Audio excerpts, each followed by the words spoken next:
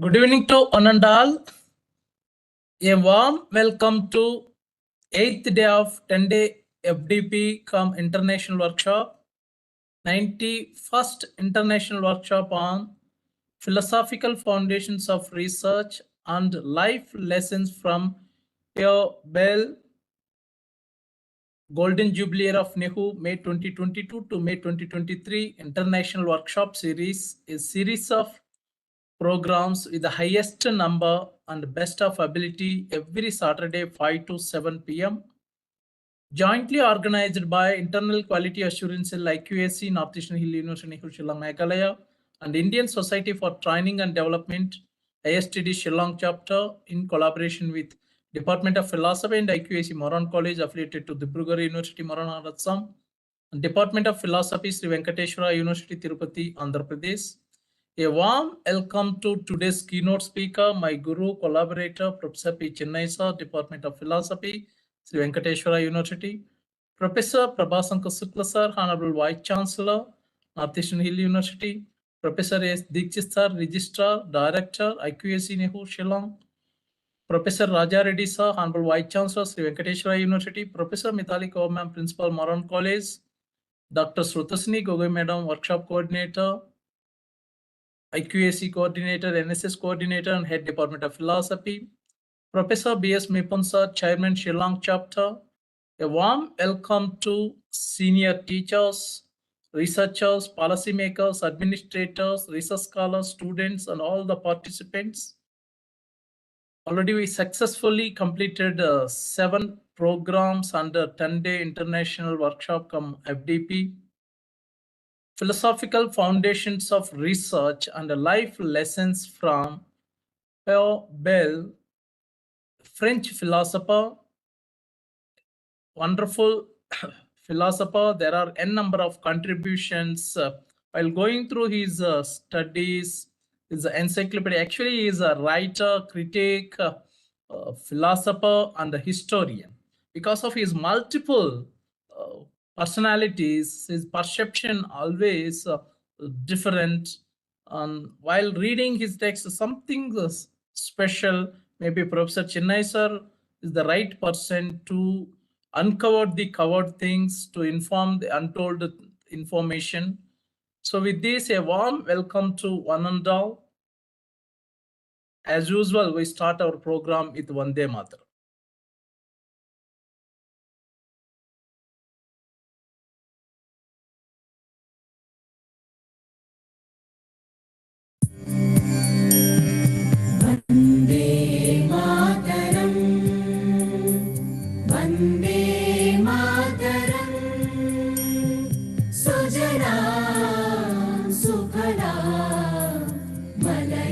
शीतला सस्य श्यामला मातरं वन्दे मातरं शुभ्रज्योत्स्ना पुलकितयामित द्रुमदलशोभिनी Suhasini सुमधुरभाषिणी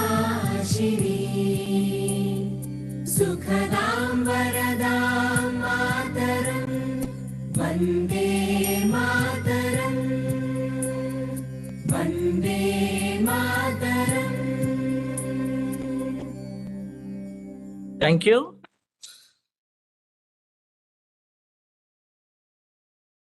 I'm requesting Professor Chennai Sir to deliver keynote address. Over to Professor Chennai Sir.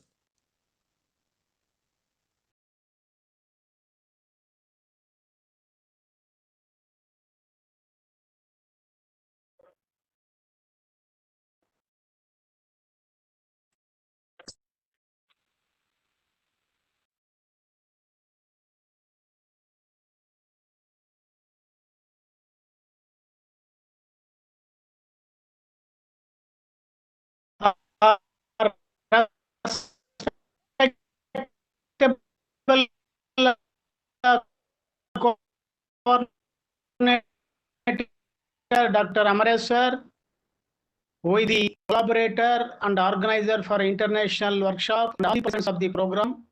Throughout the world, we have a different type of philosophers, educationalists, great human, Pierre Bayle, Pierre Bayle.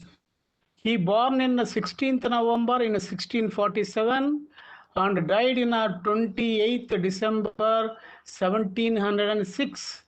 So he's a French philosopher, historian. He's telling you have to learn many things about the history. What do you mean by history? History is the study of human beings first. So you have to know about many aspects about your past histories. He's telling in the human being life, we need peace. We need order. So in the history, we find many disorders, wars, destructions, corruptions, crimes. If we present all crimes, disorders, evil things, people may think a book which is called satire, not a history. So he is telling peace is the most important thing for human life. Peace is in a state of mind. When there is no any thought processes, ambitions, struggles, contradictions, worries, conflicts, then you will find total quiet mind. The quiet mind is the source for peace. How you get the peace? So tolerance is the source. Good relationship is the source. Happiness is the source. So here is a very beautiful philosopher. He said, when you have a total understanding of the intricacies of the human existence, so happiness is the source for peace. What do you mean by happiness? Happiness is a gift. And the trick is not to accept it, but to delight in it when it comes. So in the life, if you are expecting anything, if you are desiring anything, if you are ambitious anything, you won't get any happiness. So if you ask something for other, he may help you. That is not a gift. If you ask something, he may give some liability to you. He may give some charity to you. What do you mean by gift? Gift is a love fragrance. So here you will find fragrance for a flower. So if you find a beautiful, exciting fragrance relating with any flower, we may take and we may enjoy that flower. In the same manner, we find fragrance for a love. So sometimes love may give many things to our life. It may give solace, goodness, beauty, sharing, caring, giving, understanding, and everything. At the same time, love may give happiness. So here, happiness is a gift. It is a presentation.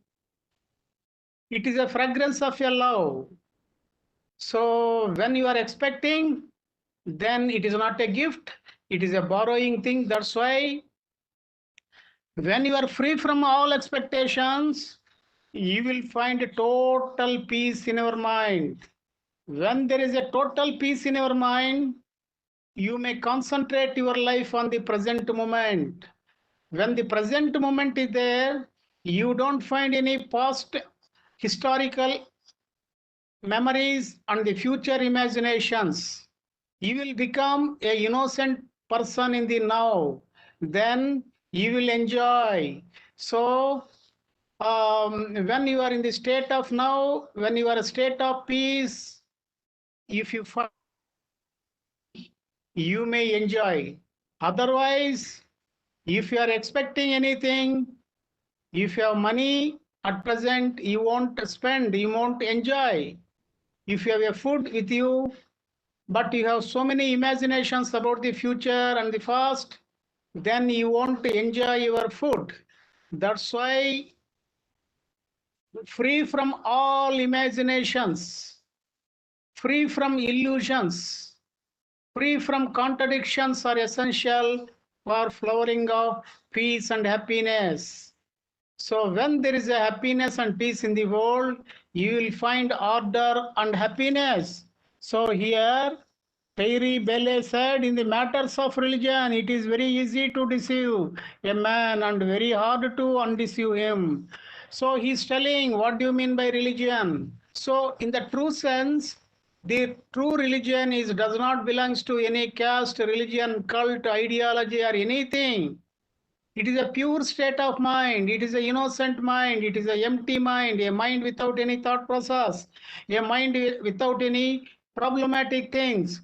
So at present, so here the Pierre Bayle is telling the modern religions are telling various types of illusory things, hallucinative things.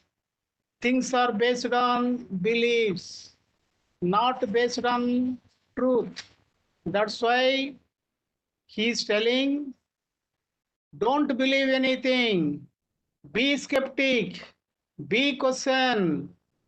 If you follow illusion in our life, the illusion may create so many problems. So what do you mean by illusion here? Illusion means mistaking one thing for another.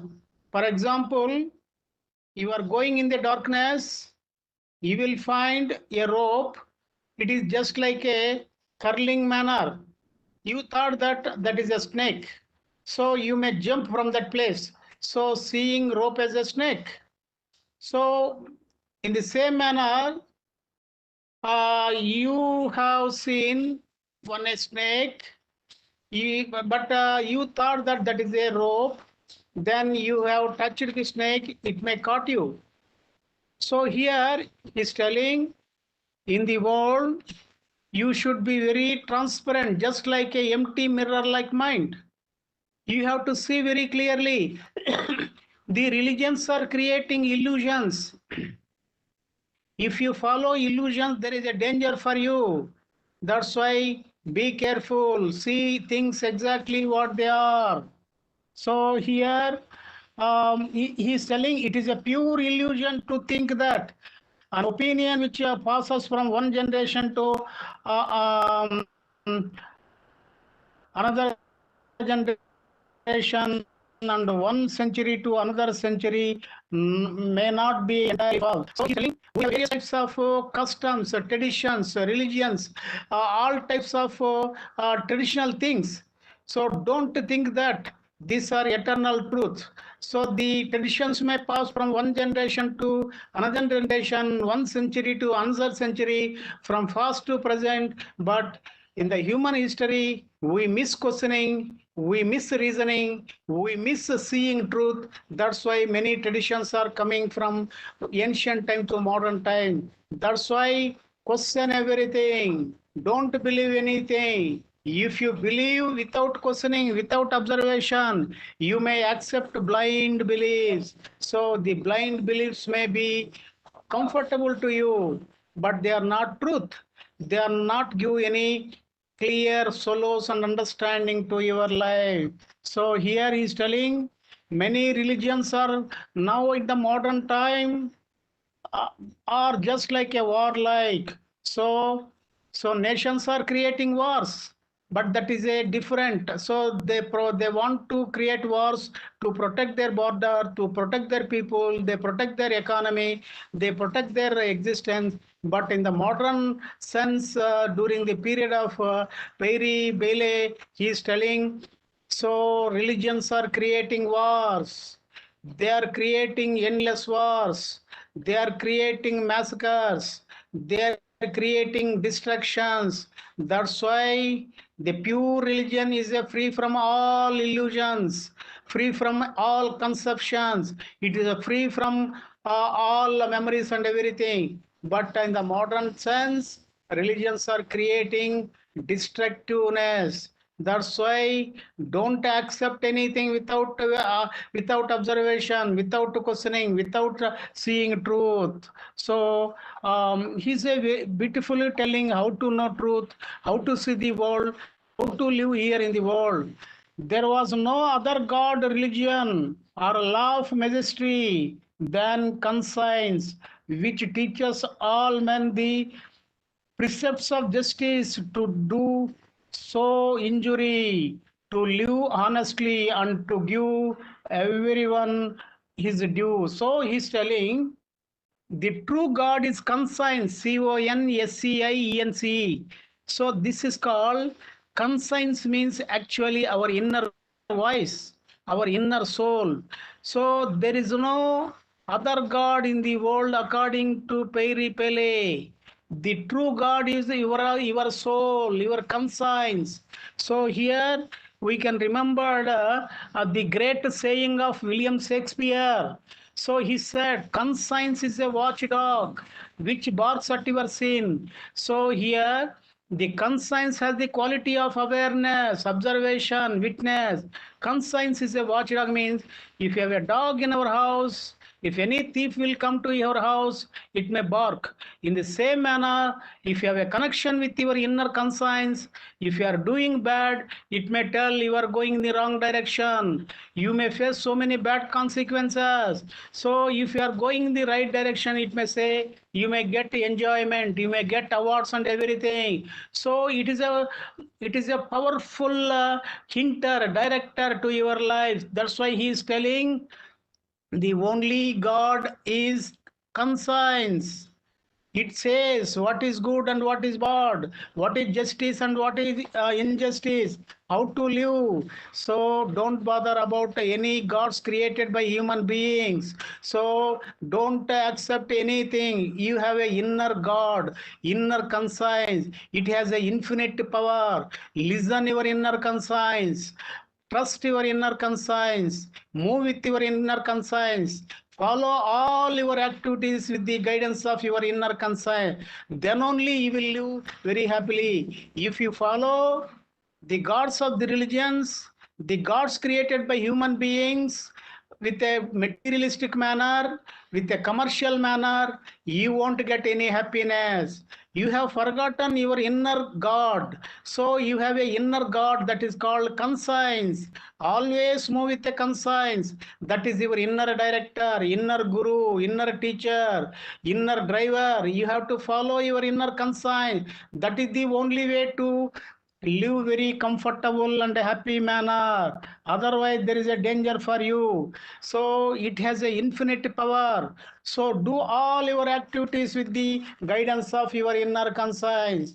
Wherever you go, in the darkness or a light or a happiness and the unhappiness, so in the problem or anything, don't miss, don't underestimate your conscience. Don't close your connection with your conscience. Wherever you are, from birth to death, so year in, year out, every moment, trust your inner conscience. It has an infinite power, infinite energy. It has an infinite understanding. It has the quality of the bliss. If you follow your inner conscience, there is no problem for you. So here he is telling, Pierre Bayle is telling, follow your inner conscience. He is telling the universal right of freedom of conscience and religious tolerance are essential. Freedom of conscience means, so if you respect your inner conscience, means inner soul, inner voice, inner consciousness, so we may call different language for your inner source. So when your inner conscience is there, there is a power for your body. So the entering of your conscience in our body is a life, birth. So staying your conscience in our body is a life. Leaving your conscience from your body is a death. That's why Wherever the conscience is there, respect the conscience, take the guidance from your conscience, follow your life, give full freedom. If you are going very badly in our life, you want to give freedom to your conscience. When you are going with the right direction, with the right mood, you may give full freedom to your inner conscience. Then it may give. So respect your conscience, trust your conscience, confident, have a good outlook on your inner conscience. Then only you may follow. So he's telling other religious parents. So if you listen to your inner conscience, then you understand the man-made religions, the man-made gods, and man-made illusions, man-made beliefs. You consideration for all the people. If you realize your inner conscience, then you may say that all human beings in the past, in the present, in the future, they may have conscience, they may have inner consciousness.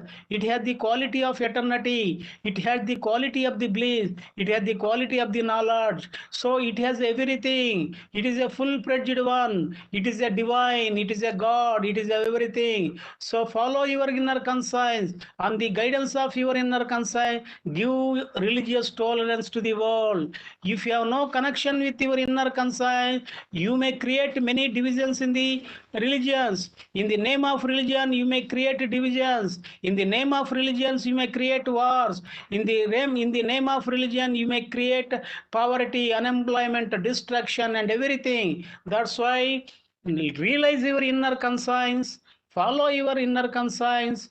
Wherever you are, whatever the thing you are doing in the external world and the internal world, take the guidance from your inner conscience, take decisions, and do all good things for human welfare and everything. So if you have a good contact with your inner conscience, you may give religious tolerance to all the people of the world. So then everything will be good. So if you miss the inner conscience, then there is a danger. So he is telling, in the history we find various types of crimes, problems, distractions, and everything in the human being's life. In the past history, great people, small people, women, and many people, they have lived and they died, but many people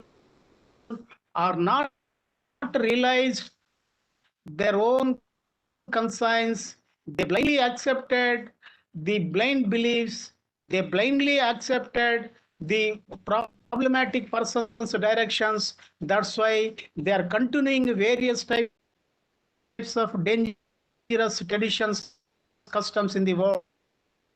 That's why be question, be doubtful, be watchful. So you have to get from your inner science. Your inner science is don't be careful, be courageous, do all these things, then you create happy world. So you are on the basis of conscience, then there is no religious problem, there is no problem of war, there is no problem of poverty and everything. So when you have connection with the conscience, then the conscience will give total pure love. That pure love gives happiness to you. When you have a happiness, you won't expect anything from anybody. You may give something to others. You may be a king, you may be a king, queen. You may give something for others. You may be a person who gives more goodness to society and the world. I concluded this speech, Amresh sir. Thank you, sir, for your extraordinary keynote address on this excellent topic. Now I'm requesting our noble participant to interact with Professor Chennai, sir. Over to new participants, sir. Today we have so many: Tarun Gogoi ji, Dr. Violet Hajarika madam, Dr. Anil Nimbalkar, Chantra Lakshman Rao, sir, from Geetam University, Dr. Nitul Gogoi ji, Veronica ji. Anyone? Okay, sir, I will start. Sir, after reading, actually it is a French name. Their pronunciation is a little different. Bayle, Pale, they are pronouncing like that. So he's a skeptic. So actually, He's a skeptic. Bailey means dancing, dance. Okay, okay. So actually, Bailey means dancing is a dance, going to dance. So he is a skeptic, So- as per and a Okay. historian, critic, philosopher.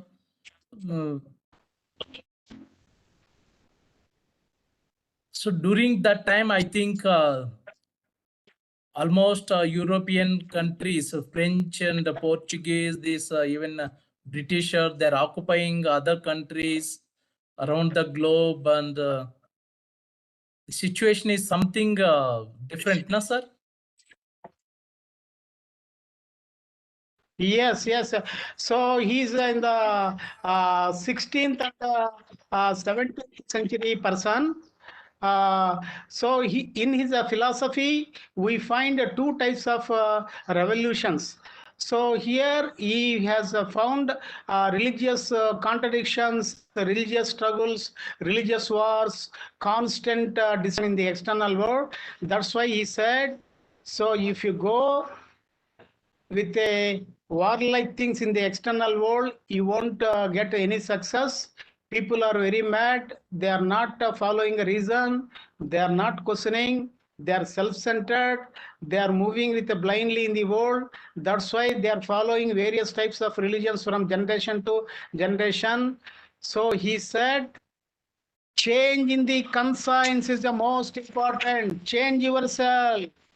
So change your behavior, change your life, change your inner moods. Then you may get the freedom from other things. This type of outlook we find in Pierre Bayle. Amresh sir. Yes, sir. Yes, sir. So he's giving more importance to inner voice, soul, and He said about the conscience. So conscience means it is a inner voice.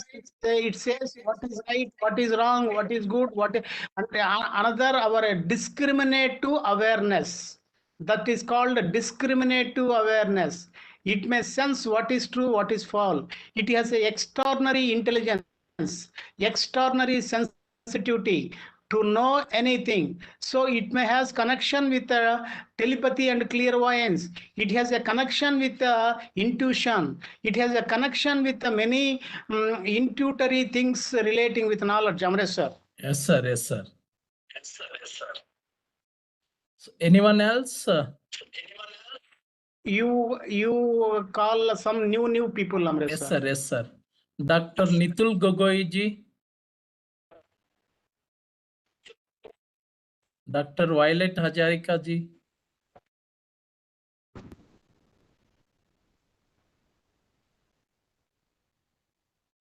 Mahasweta, Dr. Dr. Namrata Gaurav, so many doctorates, sir.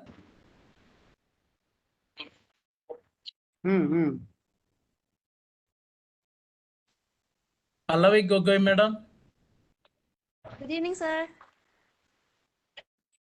Good evening, Pallavi Gogoi. Please share something, ask something. Yes, sir. I was listening to your talk because you're talking about, I don't know how to pronounce his name, Pierre Bayle, I suppose. But then I found it very interesting and I found it very new. And I would like to know more about his approach, about. So here, then, okay. Sir, I would like to know more about his philosophical approach because I come from a Tell me. background and I'm very curious to know about philosophy because philosophy is a subject that we also deal with, but we only like we know things from the surface. We don't know so much in details, and we're very curious to know about different philosophical ideologies and stuff. So I was curious to know more about Pierre Bayle. Bayle, if I pronounce it correctly. more about him. You have to Emphasis on conscious, you have to about proper thinking, about righteous thinking. But I would like to know more about his philosophical approaches. you have to ask one conception, one angle, one point. You may have many philosophical aspects, but you connect to one concept. So anything, or a truth, or a society, or a peace, or a happiness, or a good way of life, you have to connect to one for his philosophy. I may answer for that. So maybe his values on life or his approaches to life, Well, from which we also could read. Okay. So here he said about life. So when there is a conscience, the entry of conscience in the body is a birth. Staying conscience in the body is a life. Leaving conscience from the body is a death. So here conscience as the awareness of goodness and badness. But here in the philosophy of Pierre Bayle, he said about the fragrance of life is a happiness. What do you mean by happiness? Happiness comes when there is no expectation, when there is no craving, when there is no effort. The happiness comes just like a gift, just like a sun rays, just like a breeze, just like a fragrance. How it is possible? When you have a mind, if it is a pure state of silence and peace, then you may get more enjoyable things. When you have no any disturbed thought process, you are walking in a beautiful garden, you may smell the fragrance of your flowers, you may see through your eyes the beauty of the trees, you may see the beautiful color of the sky.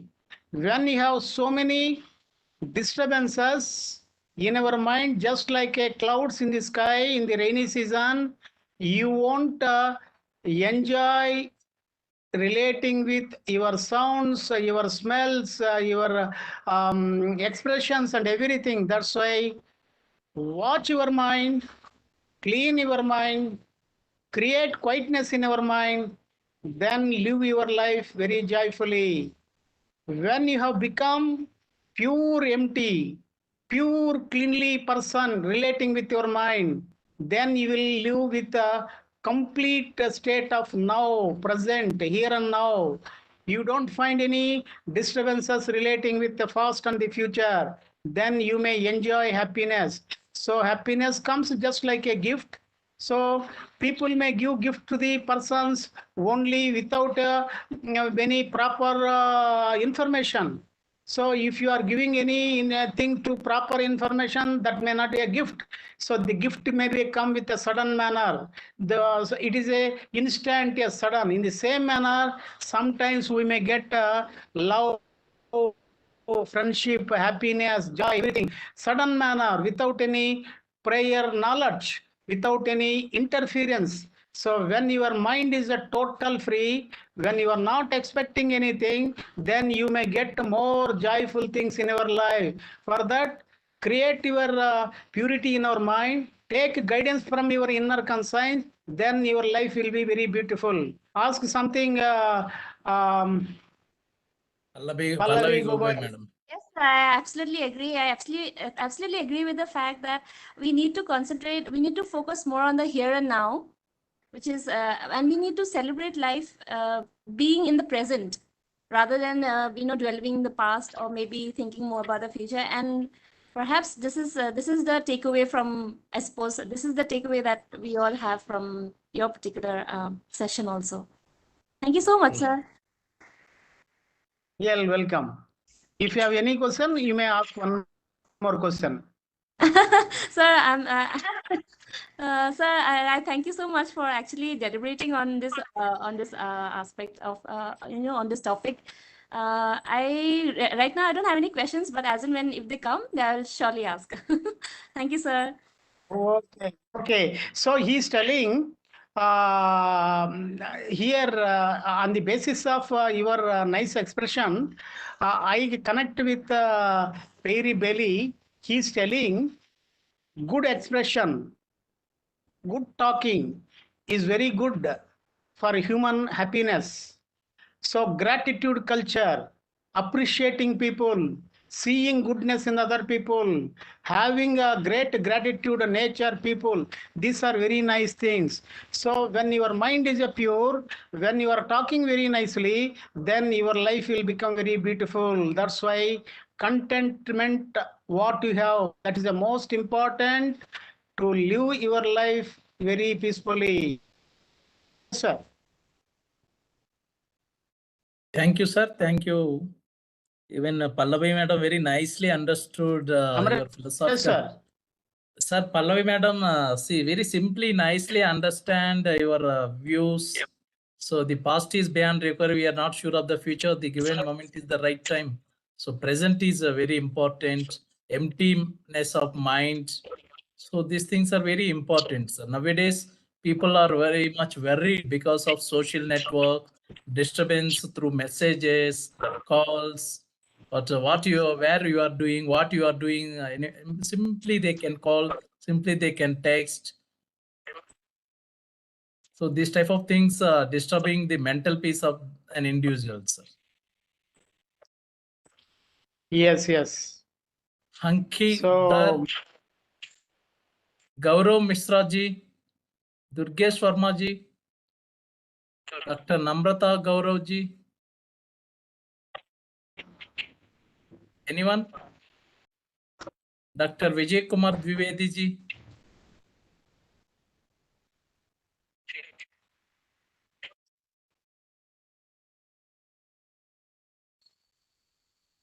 Anyone? If you have a network issue, you can type also. I can.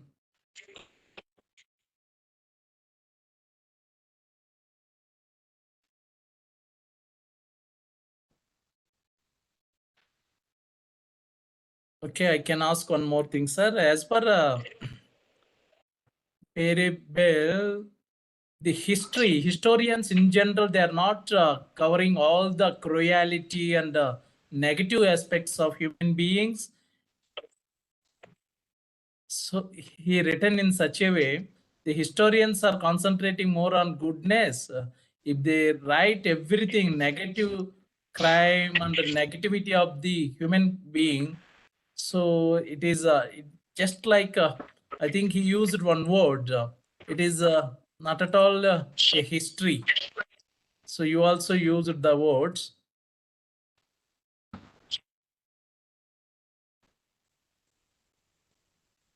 Amresh, sir. Yes, sir. Yes, sir. He simply satire. He is using the word work for satire rather than for history.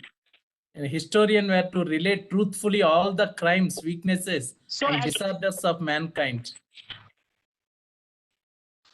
So here satire means actually he's telling if you say so he's telling he has actually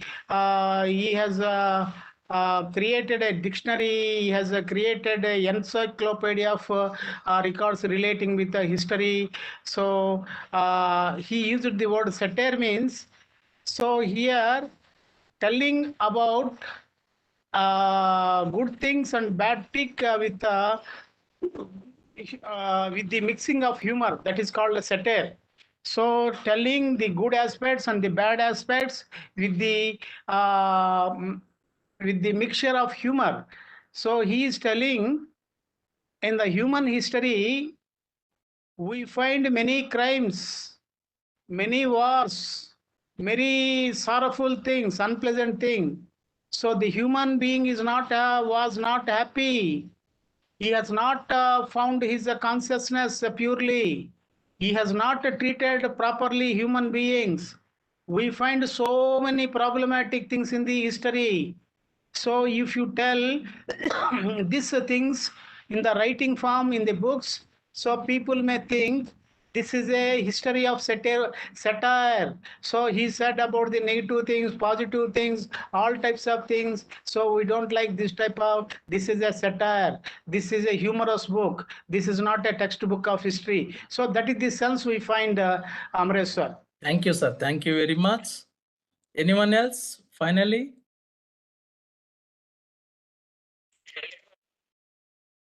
Okay, thank you very much, sir. With your permission, may I go for presentation. I think a participant, they don't have any queries. Okay. Okay. Thank you, sir. Thank you, sir. Okay. Okay. Please move, Amresh sir. Okay, sir.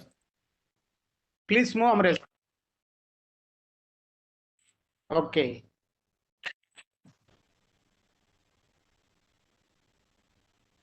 Good evening to Professor Chennai, sir, and noble participants. Thank you very much, sir, for your wonderful keynote address. Philosophical Foundations of Research and Life Lessons from Pierre Bayle. The outline of the presentation, as usual, introduction, learning outcome, and conclusion. Before going to actual topic, I would like to show today 3 motivational videos which are very relevant to Professor Chennai's emptiness. So empty mind. So very peaceful and conscience, inner soul, inner peace, whatever you can. Top 30 Buddha quotes on life that can teach you beautiful life lessons.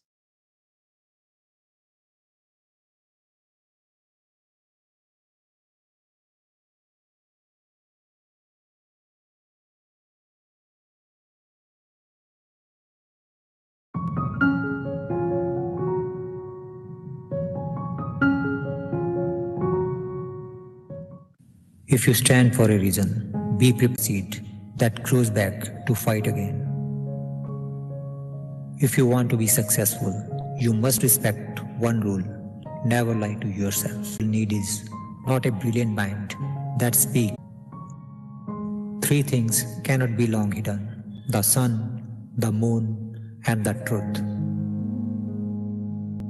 Don't be a beggar of love, be a donor of love.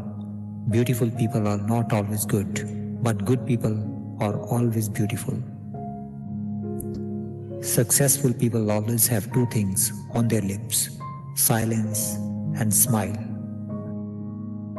Relationship never dies a natural death. They are murdered by ego, attitude, and ignorance. When you stop trying to change others and work on changing yourself, your world changes for the better. Faith and prayers both are invisible, but they make impossible things possible. The only real failure in life is not to be true to the best one knows. One moment can change a day, one day can change a life, and one life can change the world. If you propose to speak, always ask yourself, is it true? Is it necessary? Is it kind? No matter how hard the past, you can always begin again. Never get too attached to someone, because attachment leads to expectations, and expectations lead to suffering. Nothing is permanent. Don't stress yourself too much, because no matter how bad the situation is, it will change. No one saves us but ourselves. No one can and no one may. We ourselves must walk the path. There is no path to happiness. Happiness is the path. Just as a candle cannot burn without fire, man cannot live without a spiritual life. The past is already gone. The future is not yet here. There is only one moment for you to live. Don't compare your life to others. There is no comparison between the sun, the moon. They shine when it is their time. Never search your happiness in others. it will make you feel alone. Search it in yourself and you will feel happy even when left alone. Every morning we are born again. What we do today is what matters most. If you light a lamp for somebody, it will also brighten your path. The quieter you become, the more you can hear. Always be thankful for what you have. Many people have nothing. Smile, it will make you feel better. Pray, it will keep you strong. Love, it will make you enjoy life. Silence and smile are two powerful tools. Smile is the way to solve many problems, and silence is the way to avoid many problems. Buddha was asked, "What have you gained from meditation?" He replied, "Nothing. However, let me tell you what I have lost: anger, anxiety, depression, insecurity, and fear of old age and death." Thousands of candles can be lighted from a single candle, and the life of the candle will not be shortened. Happiness never decreases by being shared. The secret of the health for both mind and body is not to mourn for the past, not to worry about the future, but to live the present moment wisely and earnestly. You will not be punished for your anger, you will be punished by your anger. One moment can change a day, one day can change a life, and one life can change the world. To find peace, sometimes you have to be willing to lose your connection with people, places, and things that create all the noise in your life. Never judge people by their past. People learn, people change, people move on. Overthinking is the biggest cause of unhappiness. I never see what has been done, I only see what remains to be done. To keep the body in the good health is a duty. Otherwise, we shall not be able to keep our mind strong and clear.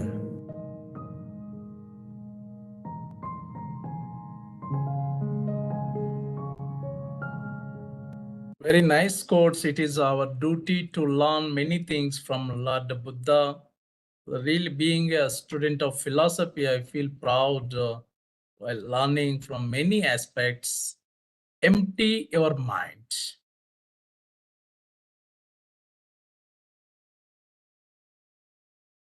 Once upon a time, in a small village nestled among the rolling hills, there lived a young man named Hiro. Hiro was known throughout the village for his restless mind. He was always thinking, analyzing, and worrying about the past and the future.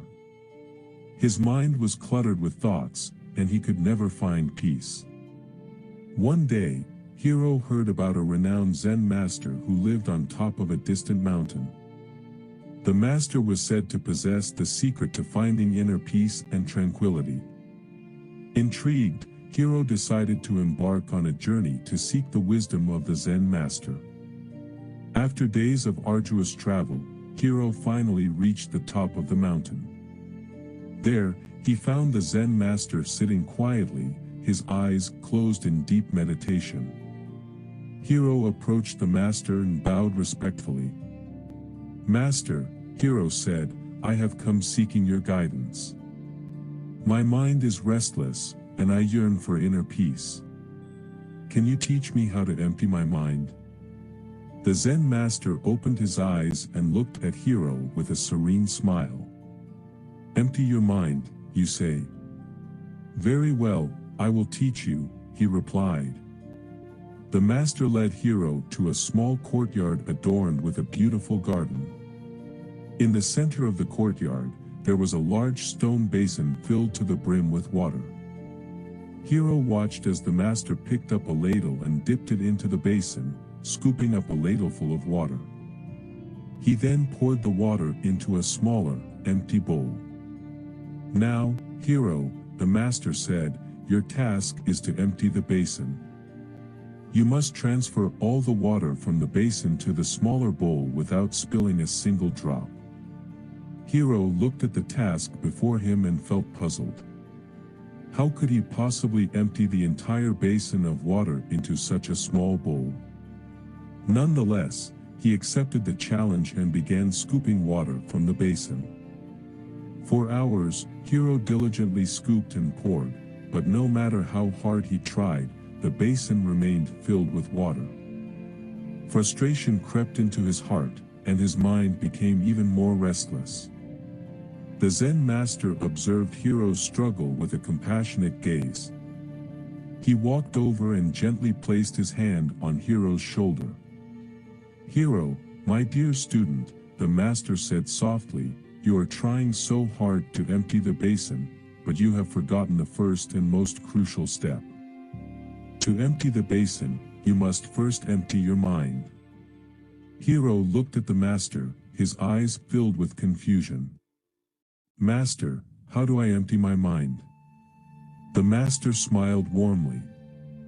"Let go of your worries, your fears, and your attachments," he said. "Focus only on the task at hand. Be fully present in this moment, and the rest will follow." Hiro took a deep breath and let go of his frustration. He stopped trying so hard to empty the basin and instead focused on each scoop of water, savoring the sound and the sensation of it. Gradually, he entered a state of flow, his mind becoming clear and his movements effortless. As Hiro emptied his mind, something miraculous happened. The basin seemed to respond to his newfound tranquility. With each scoop, the water flowed effortlessly into the smaller bowl, and the basin gradually emptied. Finally, Hiro poured the last drop of water into the small bowl. He looked at the Zen master with amazement and gratitude. "You see, Hiro," the master said, "when you empty your mind, you allow the universe to flow through you. You become one with the task at hand, and everything falls into place." Hiro realized that true peace and clarity resided within him all along. From that day forward, he carried the wisdom of the Zen master in his heart, reminding. So very nice. So another nice story, the empty boat. This one also related to our philosophical. You can learn anything from anybody. As a research, sometimes through observation, sometimes while interacting with others, just like a structured, semi-structured, unstructured interview, sometimes through questionnaire, sometimes writing scale, whatever, sometimes experimental. N number of ways are there to collect data. The last one, finding inner peace. Even one of our participants asked the question how to make the religion or inner peace. So this is the answer.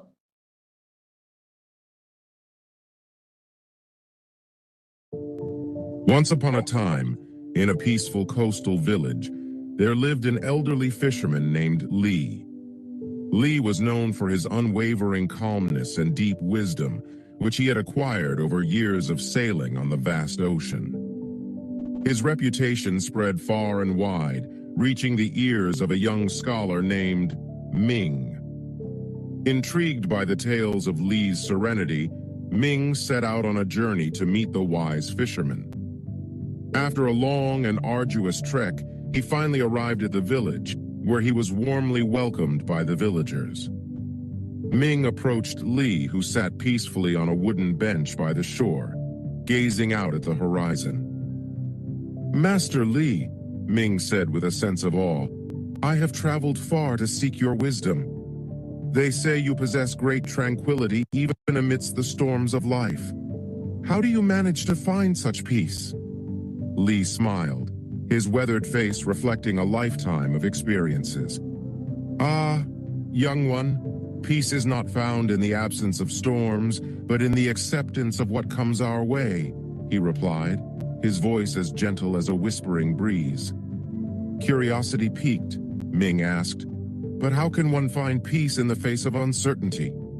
Lee gestured towards the calm sea before them. Let me share a story, he began. Many years ago, I was sailing alone in my small boat when suddenly, I spotted another vessel heading directly towards me. Panic surged through me as I braced for a collision. However, as the boat came closer, I realized it was empty. There was no one aboard. Ming listened intently, captivated by Lee's tale. In that moment, Lee continued, I had a choice to make. I could have become angry at the reckless sailor who had abandoned their boat, or I could accept the situation and navigate around it. I chose the latter. I steered clear of the empty boat and carried on my journey with peace in my heart. Ming pondered the story and asked, but Master Lee, what does the empty boat symbolize? Lee smiled knowingly. The empty boat represents the situations in life that seem to threaten our peace. It could be the unexpected challenges, the opinions of others, or the uncertainties that come our way. The choice to let go and find peace lies within us. Ming's eyes widened with understanding. He realized that true peace did not rely on external circumstances, but on the way one responded to them. Ming's eyes widened with understanding. He realized that true peace did not rely on external circumstances, but on the way one responded to them. Right, but unfortunately, we are always searching for inner peace and outside the world, happiness, many things. So we are responsible for everything, whatever. Certain things may be not under our control, but whatever, the inner peace is surely under our control. The happiness is a state of mind, how to do. That's why happy, healthy, a sound mind in a sound body, mental health, physical health, everything. We celebrated 9th International Yoga Day on 21st June. The learning outcome, learning philosophical foundations of research and great life lessons for Pierre Bayle. Already Professor Chennai sir rightly mentioned, born on 18th November 1647 France and died on 28th December 1706 in Netherlands. Not only a philosopher, he is a critic and a historian, writer. So there are n number of good personalities within Pele. Here, the philosophy main interest is epistemology. Bell's skeptical trilemma, at the same time encyclopedia related to history. The historical research historians, they used still using the encyclopedia. Bell bibliography, we can say biography. So while bibliography means almost all the related literature of Pierre Bayle is also available in the internet, but very rarely people can understand because of extraordinary philosophical concepts, how to in the God related, religious related. These are sometimes not able to understand very easily, but a philosopher, Professor Chennai sir, very nicely understood everything, how the conscience in our mother tongue language also, Atma Sakshi, Manasakshi, many things we can call any names. This is very nice audio article from Wikipedia. Pierre Bayle, OER. French, BL, the 18th of November 1647 to the 28th of December 1706, was a French philosopher and writer best known for his seminal work The Historical and Critical Dictionary, publication beginning in 1697. Bayle was a Calvinist Protestant Huguenot. As a forerunner of the encyclopedists and an advocate of the principle of the toleration, his works subsequently influenced the development of the Enlightenment. Biography. Bayle was born at Carla-le-Comte, later renamed Carla Bayle in his honor, near Pamiers, Ariège, France. He was educated by his father, a Calvinist minister, and at an academy at Ploerens. He afterwards entered a Jesuit college at Toulouse, and became a Roman Catholic a month later 1669. After 17 months, he returned to Calvinism and fled to Geneva. There he became acquainted with the teachings of René Descartes. He returned to France and went to Paris, where for some years he worked under the name of Bayle as a tutor for various families. In 1675 he was appointed to the chair of philosophy at the Protestant Academy of Sedan. In 1681 the university at Sedan was suppressed by the government in action against Protestants. Just before that event, Bayle had fled to the Dutch Republic, where he almost immediately was appointed professor of philosophy and history at the École Illustre in Rotterdam. He taught for many years, but became embroiled in a long internal quarrel in the college. It resulted in Bayle being deprived of his chair in 1693. Bayle remained in Rotterdam until his death on 28 December 1706. He was buried there in the Walskirk, where Pierre Bayle would also be buried, 7 years later. Writings. At Rotterdam, Bayle published his famous Reflections on Comets in 1682, as well as his critique of Louis Maimbourg's work on the history of Calvinism. The reputation achieved by this critique stirred the envy of Pierre Bayle, Bayle's Calvinist colleague of both Sedan and Rotterdam, who had written a book on the same subject. Between 1684 and 1687, Bayle published his Nouvelles de la République des Lettres, a journal of literary criticism. In 1686, Bayle published the first 2 volumes of philosophical commentary, an early plea for toleration in religious matters. This was followed by volumes 3 and 4 in 1687 and 1688. In 1690 there appeared a work entitled Avis Important aux Refuges, which Bayle attributed to Bayle, whom he attacked with great animosity. After losing his chair, Bayle engaged in the preparation of his massive Dictionnaire historique et critique, historical and critical dictionary, which effectively constituted one of the first encyclopedias before the term had come into wide circulation of ideas and their originators. In the dictionary, Bayle expressed his view that much that was considered to be truth was actually just opinion, and that gullibility and stubbornness were prevalent. The dictionary would remain an important scholarly work for several generations after its publication. The remaining years of Bayle's life were devoted to miscellaneous writings. In many cases, he was responding to criticisms made of his dictionary. Voltaire, in the prelude to his poème Sur le désastre de Lisbonne, calls Bayle le plus grand dialecticien qui ait jamais écrit, the greatest dialectician to have ever written. The Nouvelles de la République des Lettres was the first thoroughgoing attempt to popularize literature, and it was eminently successful. His multi-volume historical and critical dictionary constitutes Bayle's masterpiece. The English translation of the dictionary, by Bayle's fellow Huguenot exile Pierre des Maizeaux, was identified by American President Thomas Jefferson to be among the 100 foundational texts to form the first collection of the Library of Congress. Views on toleration. Bayle advanced arguments for religious toleration in his Dictionnaire historique and critique and commentaire philosophique. Bayle rejected the use of scripture to justify coercion and violence. One must transcribe almost the whole New Testament to collect all the proofs it affords us of that gentleness and long-suffering, which constitute the distinguishing and essential character of the Gospel. He did not regard toleration as a danger to the state, on the contrary. If the multiplicity of religions prejudices the state, it proceeds from their not bearing with one another but on the contrary endeavoring each to crush and destroy the other by methods of persecution. In a word, all the mischief arises not from toleration, but from the want of it.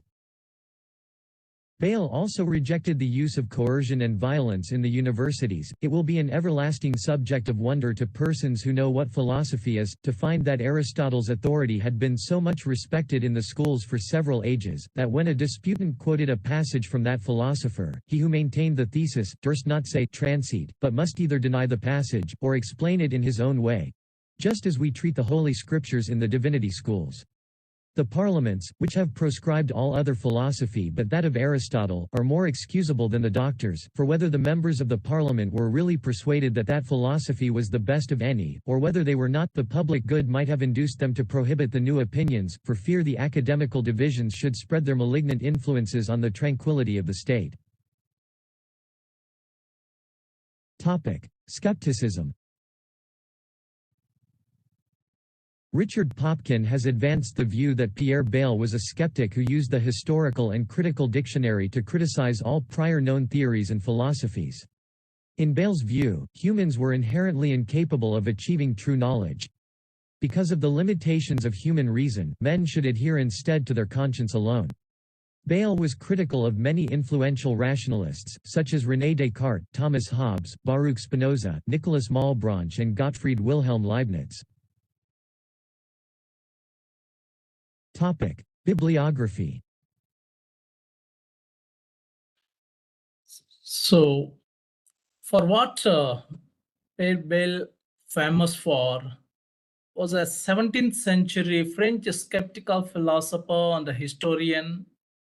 He is best known for his encyclopedic work, The Historical and Critical Dictionary.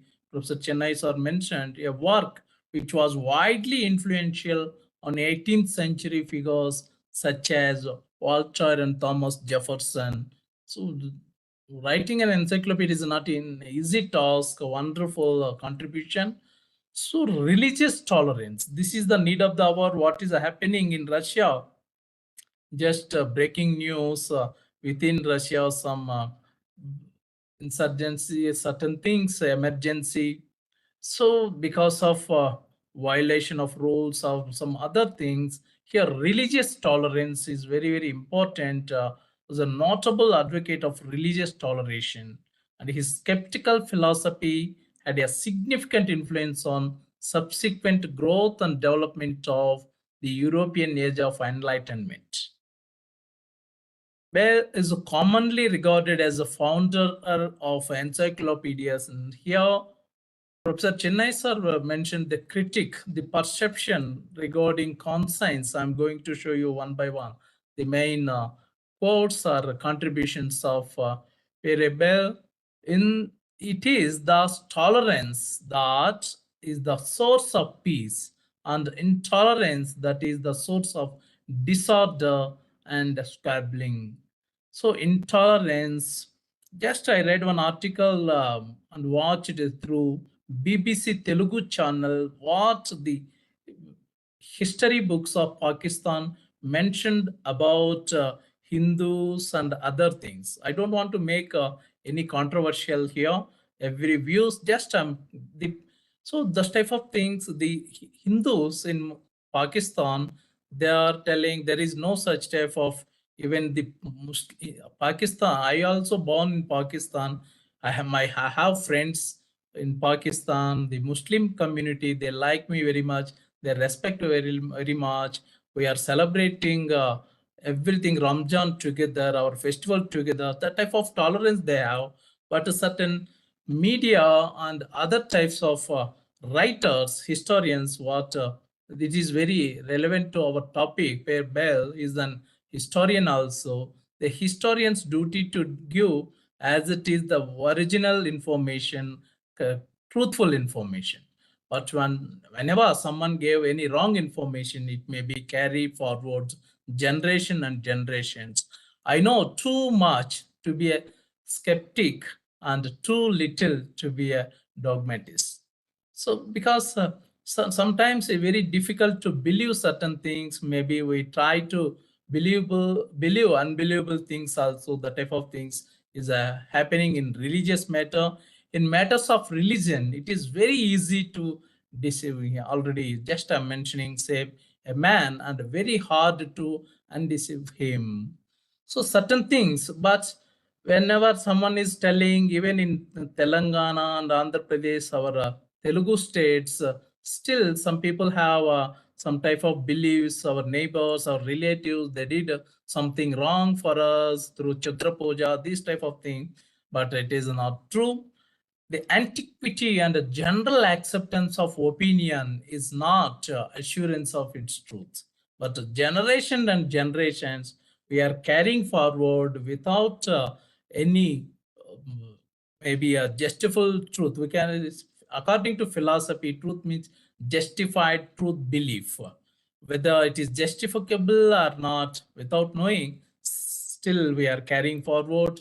That's why the great philosophers, they can only show a right path. There was no other God, religion, or lawful magistracy than conscience. So conscience is very, which teaches all men the precepts of justice, to do no injury, to live honestly, and give everyone his due. What a wonderful. That was a conscience. Better to listen your inner voice, inner soul. So inner peace. Through this only we can do whatever we can. But state of mind is not stable or empty. Peace of mind, so it is impossible. Maximum, those who are violating the rules and killing others, doing wrong things, this is, as a researcher, better not only listening others, some maximum better to listen your inner soul, conscience. It is only common prejudice that induces us to believe that atheism is a fearful state. So many, the philosophy is one. Those who believe God also, it says right. Those who are not believing also, they, whatever is an individual opinion, individual rights. The Constitution of India, the American Constitution gives assurance for happiness. The happiness of an individual is the constitutional provision. So I am a good Protestant, and in the full sense of the term, for from the bottom of my soul, I protest against everything that is said and everything that is done. So that's why he is extraordinary. I told in the beginning, his way of approach and understanding the world, understanding the religion is different. More, we need more logic and reasoning. One must be stark mad to believe that mankind can subsist without magistrates. So certain things you need. If this one is very, very important, those who are going to do qualitative research, historical research is a qualitative method. It is our duty to identify a right historical evidence.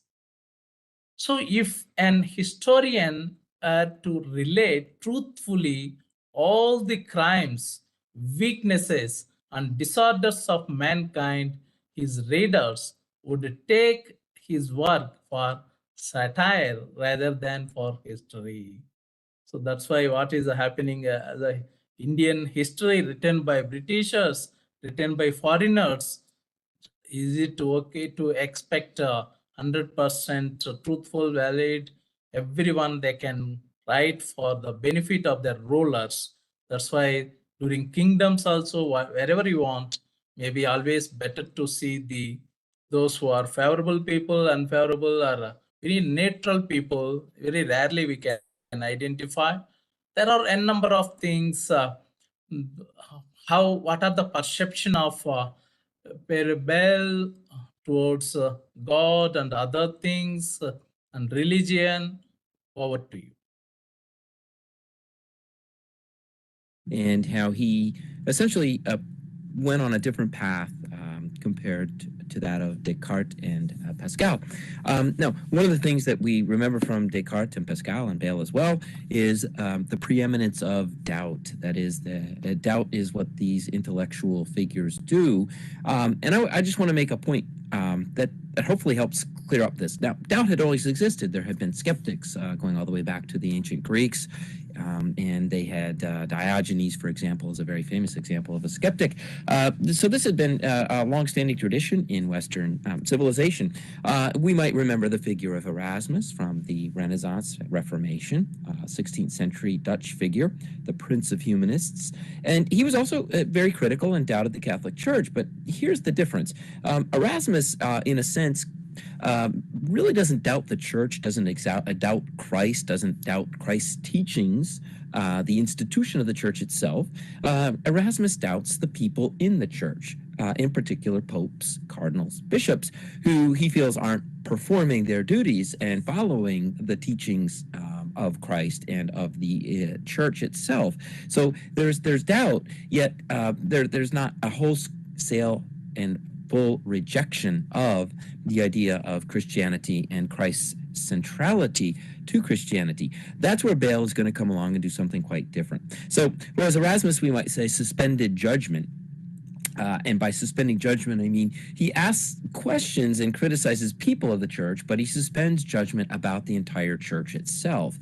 Bayle is no longer going to suspend judgment. Bayle is really going to go after the very essence of the church and what it means, or in fact, what it doesn't mean. And I think this quote here that you see, a picture of Pierre Bayle, and this quote, this idea that the pure illusion to think that an opinion that passes down from century to century, from generation to generation, may not be entirely false. And so Bayle is really questioning here the revealed word of God as recorded in the Bible by the scripture writers. And this is something quite new. And again, it's worth remembering that Bayle comes along at the end of the 17th century, after the scientific revolution, the advances in agriculture, the discovery of the New World and its inhabitants, the rise of cities, middling orders, then all those things that contributed to breaking down the chain of being.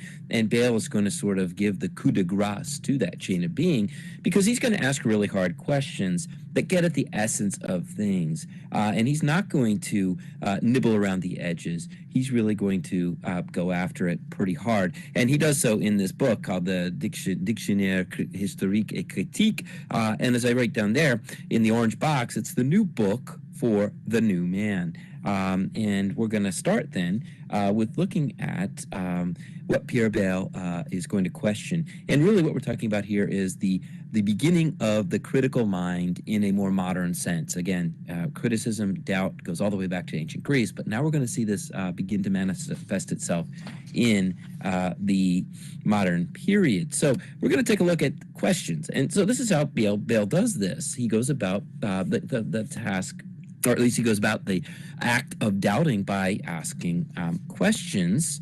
And he's going to begin with one question. And again, I talked about suspending judgment versus deep questions. Now, when we say deep questions, one might be scared and think, oh my gosh, wow, am I going to be prepared for these metaphysical questions that are going to be so difficult that I won't understand them? No, in fact, Bayle's questions are quite simple and they're very straightforward. And that's why I like Bayle. And so it's not about erudition. It's not about necessarily knowledge, but it's about the courage to ask questions. So the courage is, I think, something that Bayle brings. So let's get right into it. These three questions of Pierre Bayle. First question. So if the universe is the work of God, and yes, it is, and nobody questioned that, and neither does he asks the question, then why is the human race attracted to evil? Why is the human race tempted by sin? The passions that sort of buffet human beings. Why is it that we're attracted to that? And you can see Homer Simpson, I think a perfect example of every man, ordinary human being, tempted by donuts. So I think that's a cute little picture there that draws on some contemporary TV shows to get at the point. So Bayle asks this question, so if this is true, then why do we have all these temptations out there in the world? And we're constantly being buffeted by them, like driven by them. And then we have this sense of remorse and this sense of guilt. So this ongoing sort of internal battle. And you can sort of see that in Homer's face, maybe kind of. I mean, I think the temptation wins out with Homer more often than not. At any rate, this is really going to lead to the idea that the universe is not harmonious. That Bayle is going to open up the possibility that if human beings are going to be tempted by evil and by sin, that the universe is going to lose its sort of harmony. That human beings are not going to be able to, in a sense, cope with reality. And when I say that they're not going to be able to cope with reality, I mean that once you take away Christianity and faith and question God, then that's when, according to Bayle, human beings are going to be left kind of on their own to deal with this universe and this world of temptation and passion. So that's kind of an interesting thing. Now let's get to the second question. If God is infinite and omnipotent, and again, yes, he is, why does God allow evil to exist in the world? And I think this is a very common question, probably a question you've heard before, maybe when you've studied the Holocaust, for example. So if there is a good God, how could God allow a Holocaust to happen? How could God allow any of the wars, World War I, World War II, the Civil War in the United States, any of these wars to occur, or famines or outbreaks of disease, plague, etc.? So this is an age-old question. And the idea is, why doesn't God remove evil from the world? And again, what we're going to see is that there are no simple answers. So that's something I think to keep in the back of your mind. Let's look at the third question then. And Bayle starts out with this idea that, Christians believe their system of religion, their faith system, or their truth claim, to be pure and to be good, and in fact to be superior. And Christians believe that. So then Bayle observed then Christians, and an awful lot of Christians, doing an awful lot of bad things. So why do Christians engage in bad behavior? Why are they not virtuous, more so than non-Christians? And so that's his third question. And this is really going to turn the world upside down. And we've talked about that concept before. And so what Bayle's doing through this question is really to challenge, in the third question in particular, but in all three, I think, to challenge the idea of faith, and that is Christian faith, and virtue, that is the good life, the correct way of living life. So Christianity and virtue had always gone together like a hand and a nice tight-fitting glove. And what Bayle does is he tears the glove off the hand and says, look, Christianity does not necessarily lead to virtue. In fact, it doesn't lead to virtue. Now that doesn't seem like a whole lot, does it? I mean, you guys think, well, what's the big deal? But I think that when Bayle separates faith from virtue, then we have another question that emerges in and from this third question. What constitutes good and normal behavior?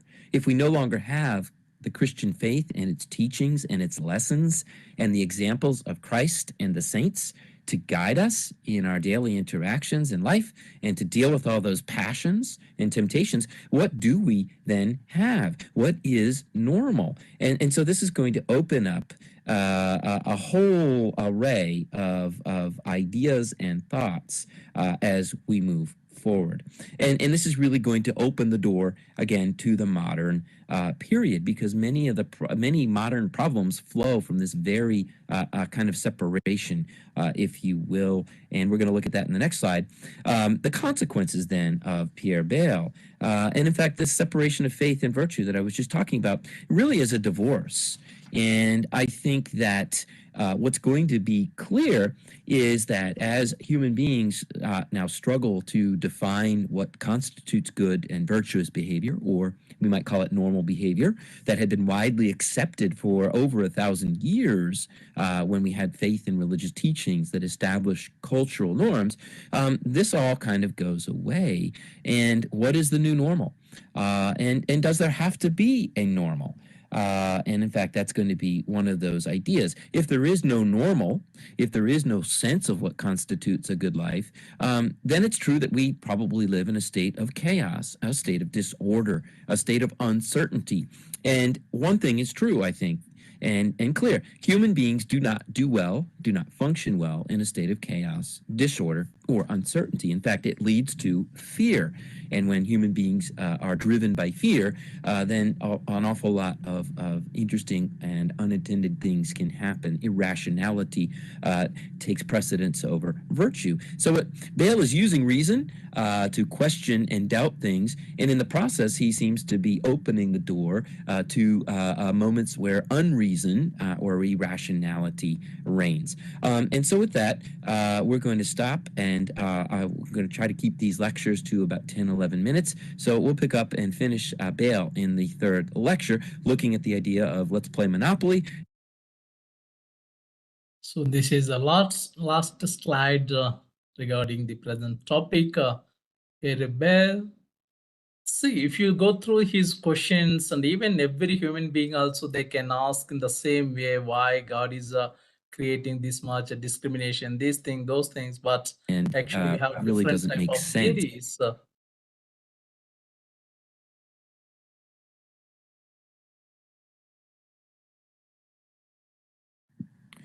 Okay, back for the third and final lecture on Pierre Bayle. And we're going to resume with the consequences of Pierre Bayle and his critical and historical dictionary. So I think the last time we left off with the idea of the separation, rather divorce really, of faith and virtue. And the consequence, and I just want to go back to this because I think it's important that virtue, that is the way we live our lives and the way we're supposed to live our lives in a good way, really has to be grounded or integrated into something, some kind of belief system. Otherwise, again, humans will confuse vice for virtue, virtue for vice. And when we don't have a clear idea about what constitutes virtue, that is the good life, we will become confused about what constitutes right versus wrong. And the whole system of society really depends on our ability as human beings to understand right versus wrong and to follow, more often than not, the path of right. And that's the problem, I think, that we see here with Pierre Bayle's work when he begins to doubt the idea of Christianity and the idea of faith and virtue going hand in hand, and faith informing virtue. And that's the big point. The second point there is then new sources of virtue will have to be found or created, and they will, with the creation of, and these new sources will be created, that is, with a whole series of new isms. Historians love to talk about isms, and there's a wordle in the lower right with some of those isms, and those isms represent new ideas that are going to replace Christianity and a faith-based idea of virtue. And we're going to see them come into existence in the 19th century, really maybe the end of the 18th century with the French Revolution and then the Napoleonic Wars. Then we're going to see them grow and develop in the 19th century, in the 20th century, and even into the 21st century. So here is something that I think we can connect directly back to history, the origin of these different systems of thought that created new men and now new women. That is, new humans are created when we have free, because when we begin raising doubts and human reason provides no answers, at least no easy answers and no clear path forward, that leads us to these two figures that are up on the screen. So we go from Bayle to Nietzsche, German philosopher of the 19th century, and Sartre, a French author of the 20th century. And Nietzsche here in this quotation, one of his more famous quotations, said that God is dead and God remains dead, and we have killed him.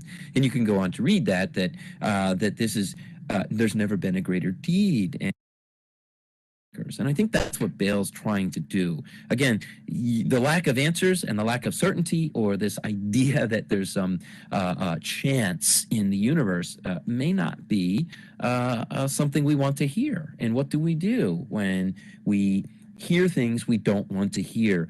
We think of maybe Al Gore's documentary about the environment, Inconvenient Truths. And I think I like that title. Whether you believe or not in global warming or climate change, that's not the point. I do think the point is, what do we do when we hear something that, simply put, is inconvenient? And I think that's an interesting idea. And I think Bayle would say, we've got to hone our critical thinking skills, ask questions, and continue that process of asking questions. Thanks. So this is myself and Dr. Srutasni Gogoi Madam's model. So what the things we can take away from this program? So conscience, whatever. So religious things, maybe some people, they have their own belief. At the same time, it is not good to maybe disrespect the beliefs of others because of this type of behavior only. Sometimes the religious conflicts, so many other type of things are happening. It is not good. The skeptic approach. So everyone have the freedom and right to choose, select the way of life they want. Even being a Christian, Bayle also, he criticizing his own Christianity and questioning about the faith and so many aspects, good and bad. So this is a common in every religion, even Hinduism, Islam, Christianity, Jainism, Buddhism, the philosophical foundations, whatever. Better to believe and if possible, try to do good things to others. Otherwise, better to be silent without doing harm. Being a teacher, being a student, it is our duty. So here some students maybe learn from the nature. You can go for naturalistic approach, learning by doing pragmatistic approach. So there are n number of isms, n number of schools, branches of philosophy, even epistemology, some of them based on your learning style, auditory, visionary, kinesthetic combinations. Nowadays, we are learning maximum things through videos, learning by doing. Some of them, they are auditory, better to listen podcasts. The research also, within India, we are not in a position to use certain things as a research resources, but in foreign, if you go to their thesis and reports, they're using even social network channels also, podcast, videos, and so many things. But still, we are following a traditional way of journals, published books, and articles like that. But they went beyond now digital capabilities, online research, e-research. I encouraged my dissertation students, 4 of them going to submit next Friday to their dissertation to department. Maximum 4 dissertation student teachers, they collected data through online, only 2. Because of a interview schedule, they went physically, they collected data. But for others, simply they used and they analyzed it, and auto analysis also. There are n number of ways where it is a drag and drop method. SPSS, yesterday I told, it is not available in SPSS, so you can use Excel, and certain aspects are very easy to do in SPSS. So you can use where to use, why to use, how to use, whom to use, and the 5 Ws, 1 H. Then this is a wisdom. People maybe do hard work, but if you do with wisdom and with the help of ICT skills, you can. Now we are reaching our almost 80 participants around the globe. Even some international participants are also, without wasting our time. So now over to Professor Chinnai sir. So congratulations, Amresh sir, for your nice presentation. Very Thank good. you, sir. I think maximum participant I can allow, sir, if you are ready to answer, if anyone, even myself also. So another 5 minutes with the permission of Professor Chinnai, sir. Anyone, even here, Binita Boyan, you are appearing. So if you have any queries, please, you can interact with Professor Chinnai, sir. Myself also, I'm ready to answer.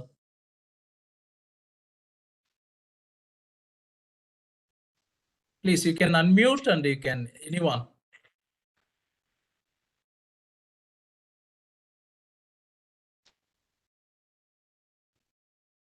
I think you don't. Anyone? Last? Thank you, sir. It is a wonderful topic. I am very fruit. Pitaji, आप Assam से? You are from Assam? Yes, sir. I am from Assam. Okay, madam. Nice presentation, मुझे बहुत अच्छा लगा है, तो thank you sir.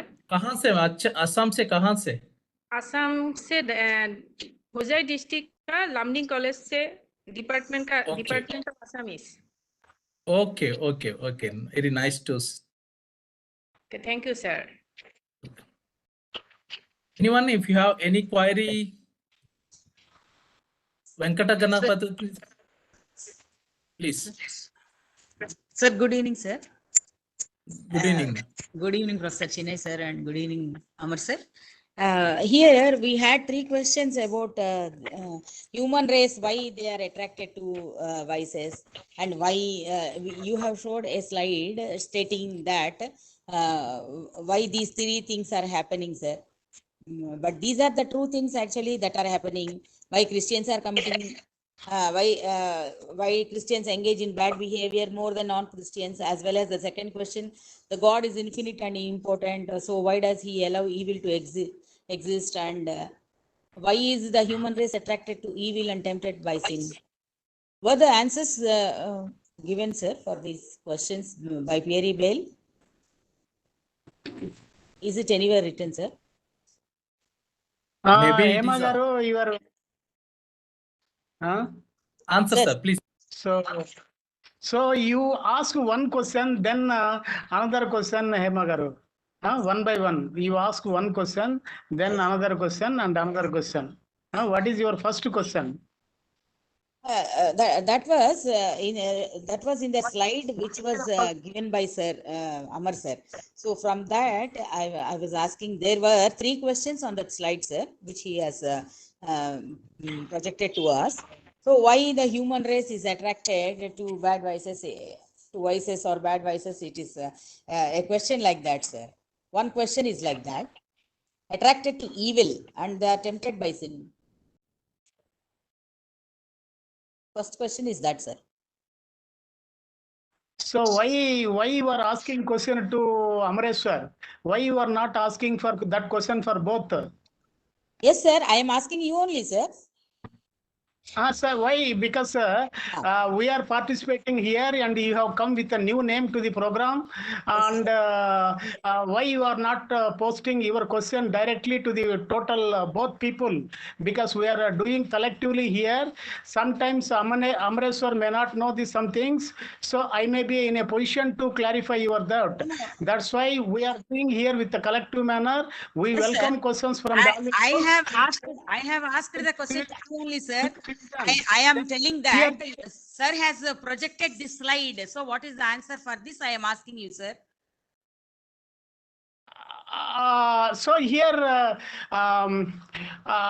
here we may answer because he may present that thing in the player. He may not have clear understanding about that, but in some situations he may present with a theoretical manner. In some situations we both enter in the program to answer, because I may not create a helpless condition to anybody here in the program.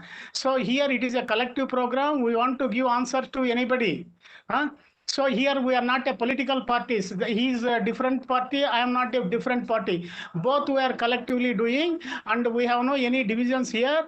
So so we may give answers in the both directions. Amreshwar may give and I may give, because I don't want to create an environment which is a helpless condition.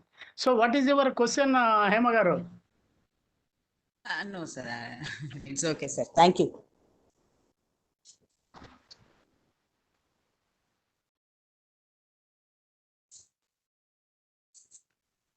What is the question, Amreshwar? Sir, actually in the video, I showed 3 questions. Actually, this is a lecture delivered on Pierre Bayle. So he has also questioned. This type of questions is coming to his mind also to question. Actually, he is not giving answer. He has also few questions. So suppose if God exists, God is infinite, but why he is allowing evils? So this type of things. It is maybe a common in our Hindu religion also. If God exists, why this type of accidents, tsunami or earthquakes, and people are dying? So many things. So this type of actually we have so many theories based on karma, your previous birth. So individual based, it is sometimes family related. So every religion they are giving the different types of answers. Yeah, Pierre Bayle is not giving answer. He has queries. This type of questions are coming to his mind. So Christianity, actually, the people, they think that during that time, this is a situation in France, maximum people, maybe a European country, they are following Christianity. But even though if Christians, they feel that is a supreme race, religion, and pure, but even though some bad things are happening, why? So that's why he's a skeptic. That's why he's a skeptic. People always, they question the believe, maybe right or wrong. This type of discussions takes place. There is no absolute answer for this. Professor Chennai sir rightly pointed out.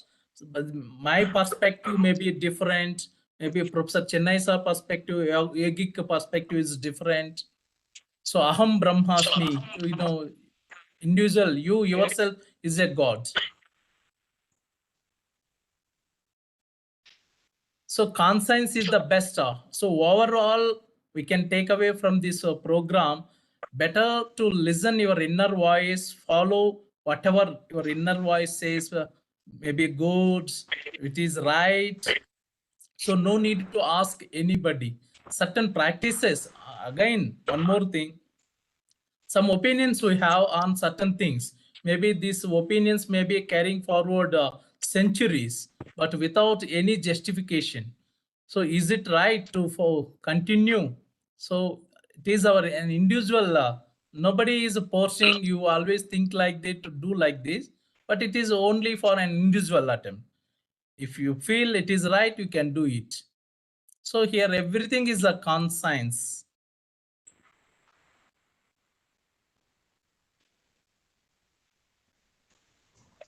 Thank you, sir. Amar sir. Thank you. Welcome, ma'am.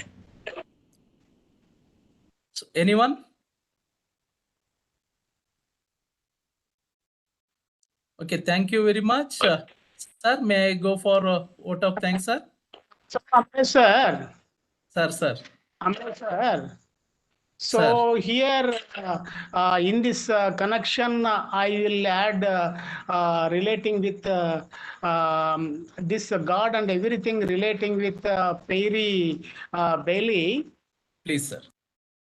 So actually, he's telling during the period throughout the world, many religions except some, they are creating just like wars without any ending to destroy human beings.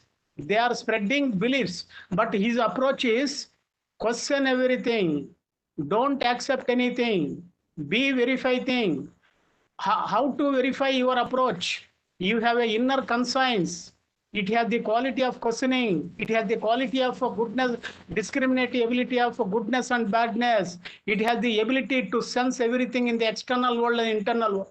You have to use your inner conscience to know about yourself and the external world. But the standpoint of Pierre Bayle said, don't accept anything without any observation, without any verification. Truth should be there.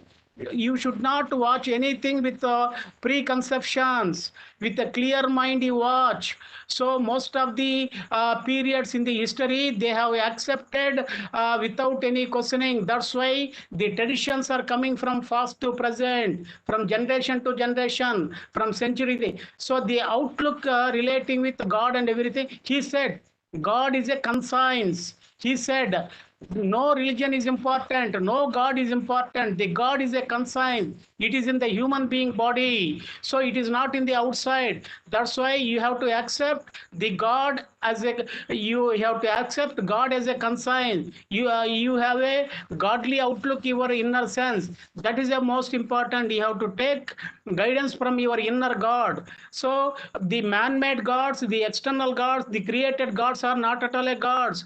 In the name of external gods, wars are going on. That's why you have to realize your inner God, that is conscience. You have to move with inner conscience. That is the essence, Amreswar, here. So though our friend Hema Garu asked a question, but I added something in this connection to understand the actual content of what the Pierre Bayle said about the God. Amreswar. Amreswar. Thank you, sir. Thank you, sir. Very clear, sir. Very. Actually, the perception may be different from religion to religion and person to person because of based on his previous. Amreswar, but he is Sir. telling so many religions are there, many perceptions are there, many outlooks about the religions are there, but he is not accepting the religious kind of godliness. So you have created many gods and everything. In the name of created gods, wars are going on in the world. So the religions are creating more wars than the nations. Nations are creating wars in the occasional manner, but these religious people are creating wars from morning to evening throughout the life. That's why he said, I won't accept in the man-made gods.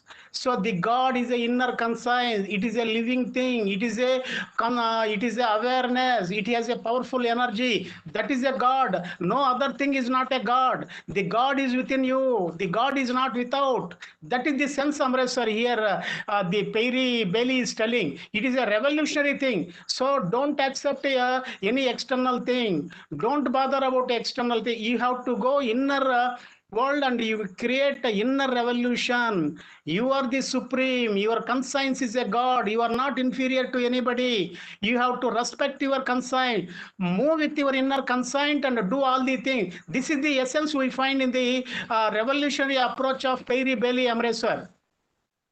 Thank you, sir. Thank you very much, sir. So with your permission, may I go for yes, sir. Yes, sir. At the end, you have asked because we have to tell the greatness of Pierre Bayle. Though he born in the France, he is a very wonderful revolutionary person who said, so here in the Sankara said, you are the Atma, you are the God in the Hindu Advaita philosophy. He is also telling in the different name, you are the God, your soul is a God. So he used the language differently. Conscience, he said. Here in the Indian philosophy, we find soul. Soul is the God. So if you realize the external soul and the internal soul, that is a moksha. Here he is also telling the realization of inner conscience is a great enlightenment.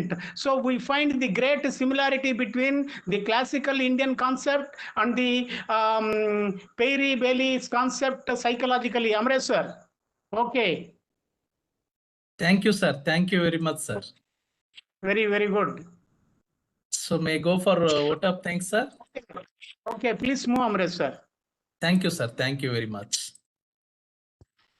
So it gives me immense pleasure to express my gratitude to my own teacher, guide, philosopher, mentor, Professor P. Chennai sir, for wonderful keynote address and excellent interaction with our noble participants, Pallavi, Gogoi madam, and Hema madam, and other participants. Thank you very much for your wonderful support, sir. It gives me immense pleasure to Thank you, sir. Thank you, sir. It gives me immense pleasure to express my gratitude to Professor Prabhasankar Sukla sir, Honorable Vice Chancellor, Northeastern Hill University, Professor S. Dixit sir, Registrar Director, IQAC, Professor Mipun sir, ISTD Chairman, Shillong Chapter, for his wonderful support, Professor Mithali Kaur ma'am, Principal, Moran College, Dr. Srutasni Gogoi Madam, Workshop Coordinator, NSS Program Coordinator, IQAC Coordinator, and the Head Department of Philosophy for her wonderful support, and all the noble participants. Without your participation, it is impossible for us to organize this n number of programs. We are only 2 programs to organize to complete this 10-day FDP come international workshops. I think next Friday and the next Saturday we are going to complete these things. So with your permission and with your support, Professor Chennai sir, it is impossible. Without your support, we can't do this type of program, sir. So it's very, very important. Amresh sir, many Sir. great philosophers have done something, but here, without any financial assistance, without any organization, without any self-centeredness, just like a fragrance of a flower, myself and yourself, with the cooperation of the participants, we are introducing great persons of the world to share something for the humanity, to create unity of the humanity, to realize the entire world is a one family. We are a human race. We have to live with the coexistence with love and affection. For that purpose, we are moving, Amresh. Because of that motive, without having any desire for expectation or anything, we are doing with a joyful and desireless manner this program. Otherwise, it is not possible. What you say, Amresh sir? Yes, I have. Absolutely right, sir. We can agree, sir. But you are introducing so many new philosophers, sir. We never got the type of opportunity to yesterday Seneca. So many new things, new concepts, new things are. So even though I got. In the future also, very new people, some very new people will come, Amresh sir. People are not recognizing because of prejudice, because we are thinking that the entire world is a one family. They are our family members. We have to spread this great teachings from our family members. What is that family? World is a one family. The ancestors are the first human beings, our ancestors of our family. So all philosophers are relating with the human family. So we are feeling like that. That's why we are searching our family members who contributed a lot for human philosophy and progress. In the future also, we will show many great philosophers, Amresh sir. Thank you, sir. Thank you, sir. With your permission, national anthem. Thank you very much. And next Wednesday, we are going to organize our 18th Doctoral Research International Conference. I'm going to share flyers today or tomorrow morning. Thank you very much.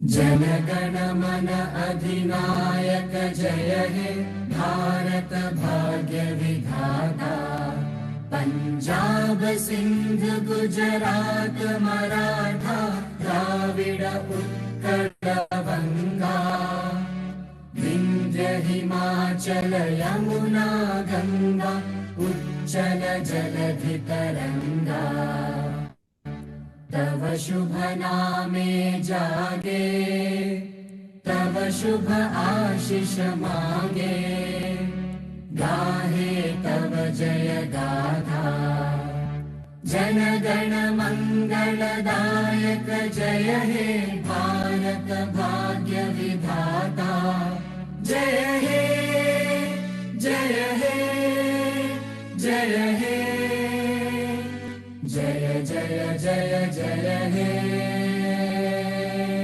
Jai Hind, thank you. Those who joined through YouTube, please come and join here because this is FDP. We are unable to share feedback form through YouTube. Please, thank you very much. Please submit your feedback form.